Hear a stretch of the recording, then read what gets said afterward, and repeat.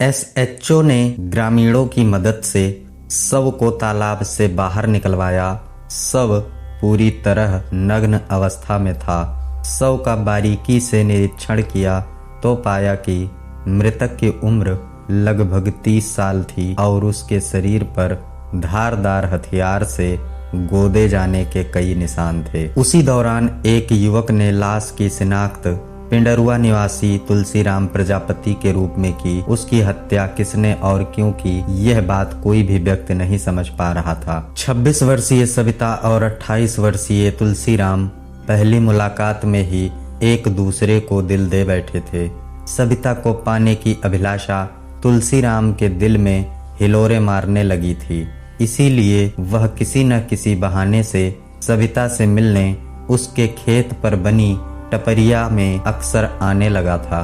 तुलसीराम प्रजापति के टपरिया में आने पर सविता गर्मजोशी से उसकी खातिरदारी करती।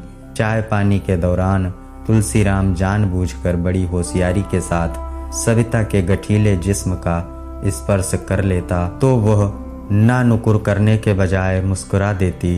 इससे तुलसीराम की हिम्मत बढ़ती चली गई और वह सविता के खूबसूरत जिस्म को जल्द से जल्द पाने की जुगत में लग गया। एक दिन दोपहर के समय तुलसीराम सविता की टपरिया में आया तो इत्तेफाक से सविता उस वक्त अकेली चक्की से दलिया बनाने में मशगूल थी। उसका पति पुन्नू लाल कहीं गया हुआ था। इसी दौरान तुलसीराम को देखा तो उसने साड़ी के पल्लू से अपने आंचल को करीने से ढका। तुलसीराम ने उसका हाथ पकड़कर कहा, सविता तुम यह आंचल क्यों ढक रही हो? ऊपर वाले ने तुम्हारी देह देखने के लिए बनाई है। मेरा बस चले तो तुमको कभी आंचल साड़ी के पल्लू से ढकने ही ना दूं। तुम्हें तो हमेशा शरारत सूझती रहती है। किसी दिन तुम्हें मेरे टपरिया में किसी ने देख लिया तो मेरी बदनामी हो जाएगी। ठीक है, आगे से जब भी तेरे से मिलने तेरी टपरिया में आऊंगा तो इस बात का खास तौर पर ध्यान रखूंगा। सविता मुस्कुराते हुए बोली, अच्छा एक बात बताओ, कहीं तुम चिकनी चुपड़ी बातें करके मुझ पर डोरे डालने की कोशिश तो नहीं कर रहे हो? लगता है तुमने मेरे दिल की बात जान ली। मैं तुम्हें दिलो जान से चाहता हूँ। अब तो जाने मन मेरी हालत ऐसी हो गई है कि जब तक दिन में एक बार तुम्हें देख नहीं लेता तब तक चैन नहीं मिलता। बेचैनी महसूस होती रहती है, इसलिए किसी न किसी बहाने से यहाँ चला आता हूँ। तुम्हारी चाहत कहीं मुझे पागल न कर दे। तुलसीराम प्रजापति की बात अभी खत्म भी नहीं हुई थी कि सविता बोल पड़ी, पागल तो तुम हो चुके हो। तुमने कभी मेरी आंखों में झांक कर देखा है कि उनमें तुम्हारे लिए कितनी चाहत है? मुझे तो ऐसा लगता है कि दिल की भाषा को आंखों से पढ़ने में भी तुम अनाड़ी हो। सच कहा तुमने, लेकिन आज यह अनाड़ी तुमसे बहुत कुछ सीखना चाहता है। क्या तुम मुझे सिखाना चाहोगी? इतना कहकर तुलसीराम ने सविता के चेहरे को अपनी हथेलियों में भर लिया। सविता ने भी अपनी आंखें बंद करके अपना सिर तुलसीराम के सीने से टिका दिया। दोनों के जिस्म एक दूसरे से चिपके तो सर्दी के मौसम में भी उनके शरीर दहकने लगे। जब उनके जिस्म मिले तो हाथों ने भी हरकतें करनी शुरू कर दी और कुछ ही देर में उन्होंने अपनी हसरतें पूरी कर ली। सविता के पति पुन्नू लाल के शरीर में वह बात नहीं थी जो उसे तुलसीराम से मिली, इसलिए उसके कदम तुलसीराम की तरफ बढ़ते चले गए। इस तरह उनका अनैतिकता का खेल चलता रहा। मध्य प्रदेश के सागर जिले में एक गांव है पिंडरुआ। इसी गांव में 26 वर्षीय सविता आदिवासी अपने पति पुन्नू लाल के साथ रहती थी। पुन्नू लाल किसी विश्वकर्मा नाम के व्यक्ति की 10 बीघा जमीन बटाई पर लेकर खेत पर ही टपरिया बनाकर अपनी पत्नी सविता के साथ रहता था। उसी खेत पर खेती करके वह अपने परिवार का गुजर बसर करता था। उसकी गृहस्थी ठीक ठाक चल रही थी। उसके पड़ोस में ही तुलसीराम प्रजापति का भी खेत था। इस वजह से कभी कभार वह सविता के पति से खेतीबाड़ी के गुर सीखने आ जाया करता था। करीब 1.5 साल पहले तुलसीराम ने उड़ीसा की एक युवती से शादी की थी, लेकिन वह उसके साथ कुछ समय तक साथ रहने के बाद अचानक उसे छोड़कर चली गई थी। सविता को देखकर तुलसीराम की नीयत डोल गई। उसकी चाहत भरी नजरें सविता के गदराए जिस्म पर टिक गई। उसी क्षण सविता भी उसकी नजरों को भांप गई। तुलसीराम हट्टा कट्टा नौजवान था। सविता पहली नजर में ही उसकी आंखों के रास्ते दिल में उतर गई। सविता के पति से बातचीत करते वक्त उसकी नजरें अक्सर सविता के जिस्म पर टिक जाती थी। सविता को भी तुलसीराम अच्छा लगा। उसकी प्यासी नजरों की चुभन उसकी देह को सुकून पहुंचाती थी। उधर अपनी लच्छेदार बातों से तुलसीराम ने सविता के पति से दोस्ती कर ली। तुलसीराम को जब भी मौका मिलता वह सविता के सौंदर्य की तारीफ करने में लग जाता। सविता को भी तुलसीराम के मुंह से अपनी तारीफ सुनना अच्छा लगता था। वह पति की मौजूदगी में जब कभी भी उसे चाय पानी देने आती, मौका देखकर वह उसके हाथों को छू लेता। इसका सविता ने जब विरोध नहीं किया तो तुलसीराम की हिम्मत बढ़ती चली गई। धीरे धीरे उसकी सविता से होने वाली बातों का दायरा भी बढ़ने लगा। सविता का भी तुलसीराम की तरफ झुकाव होने लगा था। तुलसीराम को पता था कि सविता अपने पति से संतुष्ट नहीं है। कहते हैं कि जहाँ चाह होती है वहाँ राह निकल ही आती है। आखिर एक दिन तुलसीराम को सविता के सामने अपने दिल की बात कहने का मौका मिल गया और उसके बाद दोनों के बीच वो रिश्ता बन गया जो दुनिया की नजरों में अनैतिक कहलाता है। दोनों ने इस रास्ते पर कदम बढ़ा तो दिए, लेकिन सविता ने इस बात पर गौर नहीं किया कि वह अपने पति के साथ कितना बड़ा विश्वासघात कर रही है। जिस्म से जिस्म का रिश्ता कायम हो जाने के बाद सविता और तुलसीराम उसे बार बार बिना किसी हिचकिचाहट के दोहराने लगे। सविता का पति जब भी गांव से बाहर जाने के लिए निकलता तभी सविता तुलसीराम को कॉल कर अपने पास बुला लेती थी। अनैतिक संबंधों को कोई लाख छिपाने की कोशिश करे, एक न एक दिन उसकी असलियत सबके सामने आ ही जाती है। एक दिन ऐसा ही हुआ। सविता का पति पुन्नूलाल शहर जाने के लिए घर से जैसे ही निकला वैसे ही सविता ने अपने प्रेमी तुलसीराम को फोन कर दिया। सविता जानती थी कि शहर से घर का सामान लेने के लिए गया पति शाम तक ही लौटेगा। इसी दौरान वह गबरू जवान प्रेमी के साथ मौज मस्ती कर लेगी। सविता की कॉल आते ही तुलसीराम बाइक से सविता के टपरे नुमा घर पर पहुंच गया और उसने आते ही सविता के गले में अपनी बाहों का हार डाल दिया। तभी सविता इठलाते हुए बोली, अरे यह क्या कर रहे हो, थोड़ी तसल्ली तो रखो। कुआं जब सामने हो तो प्यासे व्यक्ति को कतई धैर्य नहीं होता है। इतना कहते हुए तुलसीराम ने सविता का गाल चूम लिया। तुम्हारी इन नशीली बातों ने ही तो मुझे दीवाना बना रखा है। न दिन को चैन मिलता है और न रात को। सच कहूँ जब मैं अपने पति के साथ होती हूँ तो सिर्फ तुम्हारा ही चेहरा मेरे सामने होता है। सविता ने भी इतना कहकर तुलसी के गालों को चूम लिया। तुलसीराम से भी रहा नहीं गया। वो सविता को बाहों में उठाकर चारपाई पर ले गया। इससे पहले कि वे दोनों कुछ कर पाते दरवाजा खटखटाने की आवाज आई।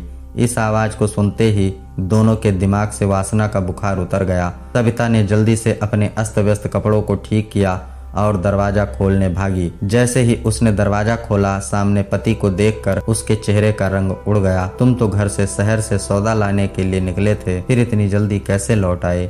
सविता हकलाते हुए बोली, क्यों, क्या मुझे अब अपने घर आने के लिए भी तुमसे परमिशन लेनी पड़ेगी? तुम दरवाजे पर ही खड़ी रहोगी या मुझे भीतर भी आने दोगी? कहते हुए पुन्नूलाल ने सविता को एक तरफ किया और जैसे ही घर भीतर घुसा तो सामने तुलसीराम को देखकर उसका माथा ठनका।